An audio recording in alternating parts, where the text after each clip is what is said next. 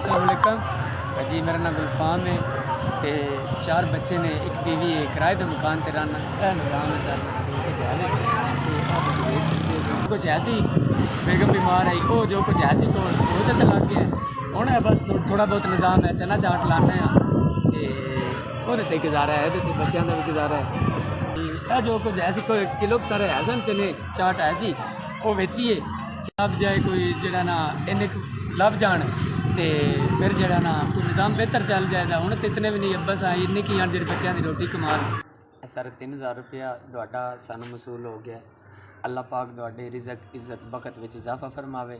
अल्लाह पाक तुहानू दिन दुगनी रात चुगनी जनाब तरक्की देवे ते जनाब बहुत शुक्रिया। अल्लाह पाक तुहानू इहदा अजर कसीर अजीम अता फरमावे जी। चलो ये सारे जनाब ये आलू प्याज मिर्चां टमाटर ये सर कुछ आ जाएगा चलो कुछ अच्छा निज़ाम बन जाएगा बच्चे भी खाण दे तुहानू भी दुआ देण दे साडा भी जड़ा ना अल्लाह पाक अगे बेहतरीन दुआ करन दे।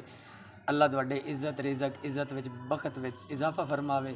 अल्लाह पाक तुहानू किसी दा मुहताज ना करे। अल्लाह तुहाडे इज़्ज़त रिज़क इज़्ज़त विच मज़ीद इजाफा फरमावे।